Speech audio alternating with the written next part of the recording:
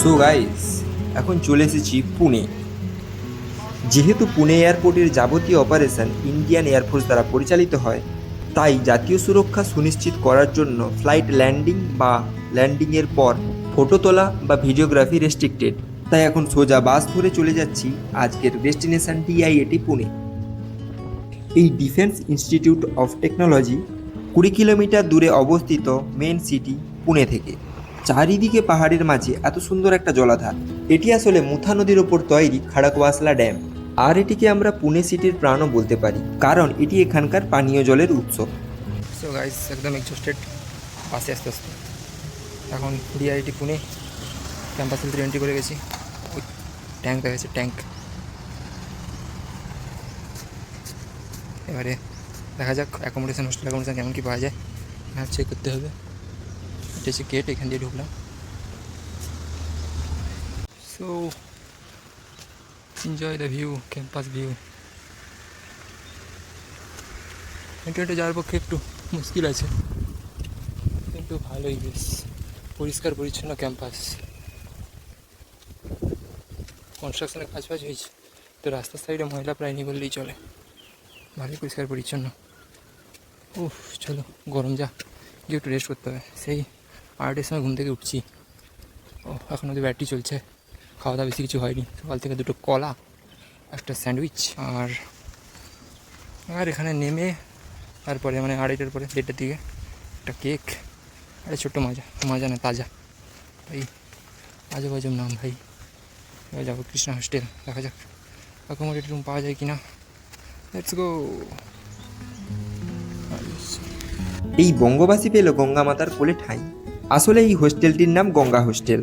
তাই check in করে accommodation বুক করে নিলাম 2 দিনের জন্য, আর সাথে 4 বেলা খাওয়া দাওয়া। যেহেতু সব কিছু প্রসিডিওর কমপ্লিট করতে করতে এখন প্রায় 3টে বেজে গেছে, তাই লাঞ্চ এখন আর করা হলো না। তাহলে চলো কেমন কি রুম পাওয়া গেল দেখে নেওয়া যাক। যেহেতু রুম গ্রাউন্ড ফ্লোরে, তাই ওঠানামার কোনো ঝামেলাই নেই। আমাদের রুমটি ছিল 3 জনের শেয়ারিংয়ের রুম। তবে রুমটা কিন্তু বেশ স্পেসিয়াস বলো। প্রত্যেকের জন্য আলাদা স্টাডি টেবিল, জিনিস রাখার জন্য আলমারি, প্রত্যেকের জন্য আলাদা আলাদা। আর টয়লেট, ওয়াশরুম, বাথরুম সবই একদম ঝকাঝক। ইভেন বাথরুমে গিজার, টয়লেটে এক্সস্ট ফ্যান, সবই ওয়েল ইকুইপড। তবে হ্যাঁ, এই clip credit goes to Raunak. ওরও বাড়ি ওয়েস্ট বেঙ্গল, তাই বিদেশে বাঙালি পাওয়ার মতো একটা ব্যাপার। আপাতত আমরা সবাই guest, PhD shortlisted candidate of ডিআইএটি।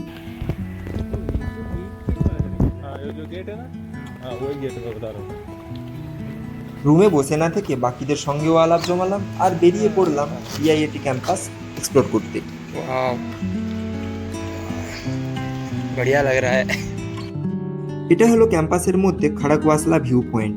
এই প্রাকৃতিক সৌন্দর্য যেভাবে বলে এক্সপ্লেন করতে পারছি না, সেভাবেই কোনো ক্যামেরা এই ভিউটাকে জাস্টিফাই করতে পারবে না।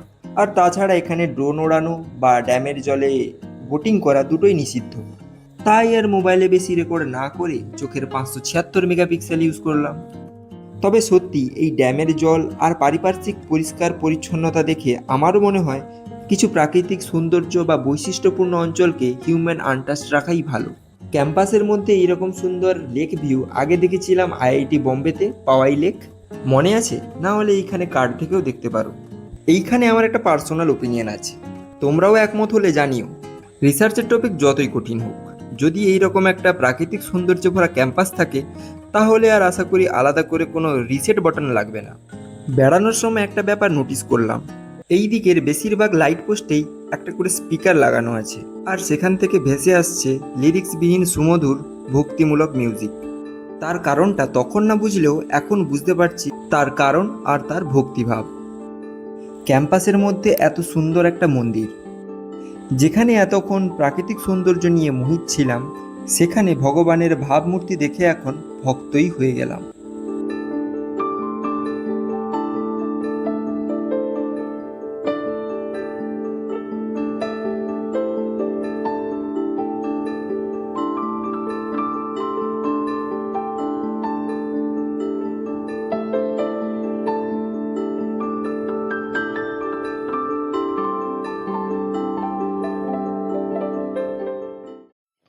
বিকেলে বেড়াতে বেরোনোর আগে চা সমোসা অ্যাজ এ স্ন্যাক্স খেয়ে গেছিলাম, আর এখন রাতে রুটি, ডাল, ভাত, সিমাই প্রায় সবই আছে।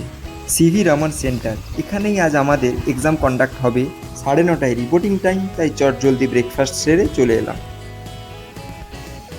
1.5 ঘন্টায় দুটো 45 মার্কসের এক্সাম দিয়ে বিকেলে রেজাল্ট আউট হলে দেখি কালকের ইন্টারভিউর জন্য আমি সিলেক্টেড। আর ইন্টারভিউর ব্যাপার থাকলে আমার প্যানিক অ্যাটাক হয়, তাই চলো খাওয়াতে ফোকাস করি। রাতে কম খাবো চিন্তা ভাবনা করলেও বাঙালি তো, তাই ভালো খাবার দেখলে নোলাটা বেড়েই যায়। কম খাবো বলেও বেশি খাচ্ছি, তাই বন্ধুদের সাথে দাঁত কেলিয়ে সেলফি নিয়ে নিলাম। এই হলো আমাদের খাওয়ার জায়গা। ও সকালের ব্রেকফাস্টের ব্যাপারটা তো বলাই হয়নি। ব্রেকফাস্টে চায়ের সাথে ডিম, ব্রেড, কলা আর ইডলিও ছিল। ব্যাপারটা হয়েছে কি, দুটো কলা নেওয়ার পর আবার ডিমেও হাত বাড়িয়েছি, আর তাতে আমি দোষী সাব্যস্ত হই। তবে বন্ধু আমার জন্য একটা ডিম কালেক্ট করেছিল। প্রথমেই আমার ইন্টারভিউ থাকায় তা জলদি হয়ে যায়, তারপর রুমে ফিরে বেরিয়ে পড়ি রৌনবার হোস্টেলকে বাই করে। এখনকার মতো ডিআইটি পুনেতে কাজ শেষ, পরে আসছে কিনা সেটা নির্ভর করছে ডিআইটি পুনের ওপর। সো এখন যাব শনিবারওয়াড়া, তো ওইখানে গিয়ে দেখা হচ্ছে ডিআইটি পুনের কৃষ্ণা মেস। আমি ছিলাম গঙ্গা মেসে, 7-8 হয়ে গেছে। ওইটা গঙ্গা মেসে ছিলাম, তো এবার চলে যাবো। এখানে চারদিকে শুধু পাহাড় ভিউ, চারপাশে শুধু পাহাড়।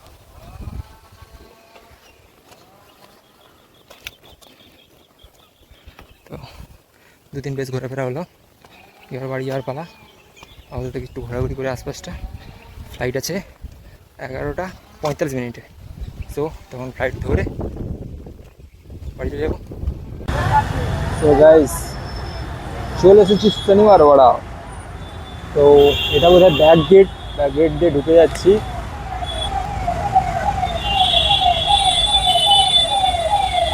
বেশ, আবার ভেতরে গিয়ে বোধহয় টিকিট কাটতে হবে। তো দেখি কোথায় টিকিট কাটা যায়। কি হ্যাঁ, শনিবারওয়াড়া। অটোতে করে 40 টাকা নিল, বাসে 10 টাকা, অনেকটা ঘুরে ঘুরে নিয়ে এলো আর কি। এই শনিবারওয়াড়া হলো মারাঠা সাম্রাজ্যের ঐতিহাসিক একটি দুর্গ ও রাজপ্রাসাদ। তৈরি করা হয়েছিল 1732 সালে, তবে 1818 পর্যন্ত এটি মারাঠাদের প্রশাসনিক কেন্দ্র ছিল। সাল 1828, এই সময় এক অগ্নিকাণ্ডে এর বেশিরভাগ অংশটাই পুড়ে যায়। শনিবারওয়াড়া। তবে এখন মূলত এই বড় দরজা আর অবশিষ্ট ভগ্নাংশ, আর গুগলের তথ্য অনুযায়ী একটি 1000 ফোয়ারা বিশিষ্ট ঝর্ণাও আছে, যার জন্য এটি দেখার এত ভিড়।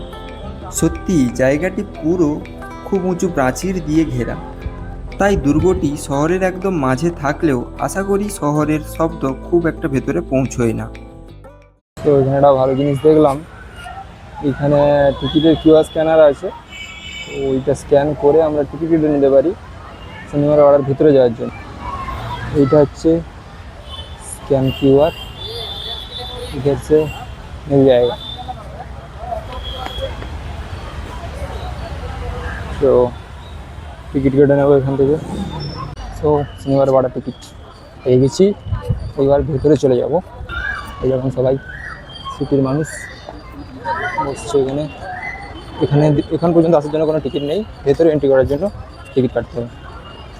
তো চলো। এতক্ষণ দৌড়দৌড়ি করে আসার পর টিকিট কেটে যখন এন্ট্রি গেটে যাই, তখন জানতে পারি 5:30 থেকে নাকি এন্ট্রি বন্ধ থাকে। তাই ডেস্টিনেশন চেঞ্জ করে চললাম লালমহল। তবে কপাল খারাপ থাকলে কি আর হয়, মনে হচ্ছে আবার পুনে আসতে হবে এইসব দেখার জন্য। কারণ লালমহলের ক্লোজিং টাইম ছিল 6টা, তো ওটাও পেরিয়ে গেল, তো ওটাও ভিজিট হলো না। তারপর ওই লালমহলেরই পেছনে জয়জামাতা বাল ক্রীড়াঙ্গনের কুইক ভিউ নিয়ে নিলাম। সময় কম থাকায় পার্কে বসে সময় না কাটিয়ে বেরিয়ে পড়লাম নিয়ারেস্ট মেট্রো স্টেশন। এবার এক্সপিরিয়েন্স করব পুনে মেট্রো সার্ভিস। কসবা পিঠ মেট্রো স্টেশন, এখান থেকে মেট্রো ধরে এয়ারপোর্টের নিয়ারেস্ট স্টেশন আছে, ওটাতে চলে যাব। ওকে, প্রথমে কসবা থেকে এলাম সিভিল কোর্ট। যেরকম এসপ্ল্যানেডে ব্লু লাইন গ্রিন লাইন, সেই রকমই এখানে আবার লাইন চেঞ্জ করে চলে যাব রামওয়াড়ি স্টেশন। এখন যে নদীটা ক্রস করছি এটার নাম মুলামুথা রিভার। হ্যাঁ, সেই মুথা নদী যার ওপর খাড়াকবাসলা ড্যাম। এই মুথা নদীটি সিভিল কোর্টের কাছে মুলা নদীর সাথে সঙ্গম হয়েছে, যা ম্যাপে দেখলে কিছুটা এইরকম ভিউ পাওয়া যায়।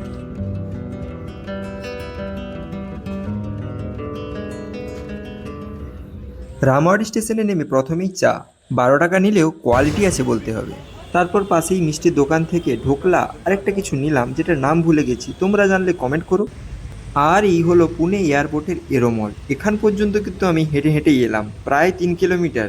কারণ ফ্লাইট তো সেই রাত 11:45, তাই ভাবলাম চলো 45 মিনিট হাঁটাই যাক। মলের মধ্যে এই বুক শপে কিছুক্ষণ, তারপর কিছুক্ষণ এই ওয়েটিং এরিয়াতে বসে সময় কাটাই। এইখানটা মনে হয় ফুড কোর্ট। দেখছি সবাই এক্সপেন্সিভ ফুডে মনোনিবেশ করেছে, কিন্তু আমার টাঙ্কি তো প্রথমেই ফুল। তাই মোবাইল চার্জিংয়ে দিয়ে লোকের আনাগোনা লক্ষ্য করলাম। এখন প্রায় 9:30 বাজে, তাই উঠে ওয়াশরুম থেকে ফ্রেশ হয়ে বেরিয়ে পড়লাম।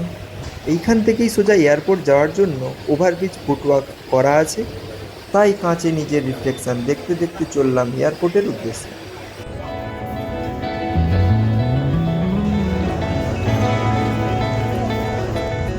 ফ্লাইটে চকলেটের সাথে ধুরন্ধর 2 দেখতে দেখতে প্রায় কলকাতা চলেই এলাম। এখন কিন্তু রাত 2টো বাজে, কিন্তু সিটির এই উপর থেকে দৃশ্য আর এই গঙ্গা নদী পার হচ্ছে দেখো কেমন। সত্যি সিটি অফ জয় বোধ হয় একেই বলে, কারণ স্ট্রিট লাইটেই এমন চারিদিক আলোকিত হয়ে আছে যেন মনে হয় কলকাতা নেভার স্লিপস আর always ready to welcome. Flight তো ল্যান্ড করে গেছে, কিন্তু এই কয়েকদিনের যে রোমাঞ্চ, অভিজ্ঞতা আর অনুভূতির প্রত্যক্ষদর্শী হলাম, তা হয়তো আরও বেশ কয়েকদিন ভাসিয়ে রাখবে মাঝ আকাশে, এই আকাশা ইন্ডিগো এয়ারলাইনের মতো। বাড়ি ফেরা তো এখনও অনেক দূর, আর এখন বাজে 2:30। সকালে মেট্রো পেতেও 6:30। তাই কিছুক্ষণ চিন্তা ভাবনা করে রাস্তায় বেরিয়ে পড়লাম, যদি বাসের দেখা পাই। তবে বাস না পেলেও এক সহযাত্রীর সাথে পরিচয় হওয়ায় বেশ অল্প খরচেই ট্যাক্সিতে হাওড়া পৌঁছে যাই। কিন্তু তোমরা চললে কই? হ্যাঁ, তোমাদেরই বলছি, লাইক শেয়ার সাবস্ক্রাইবটা করতে ভুলো না যেন। তাহলে দেখা হচ্ছে নেক্সট জার্নিতে। See you soon, bye bye, take care.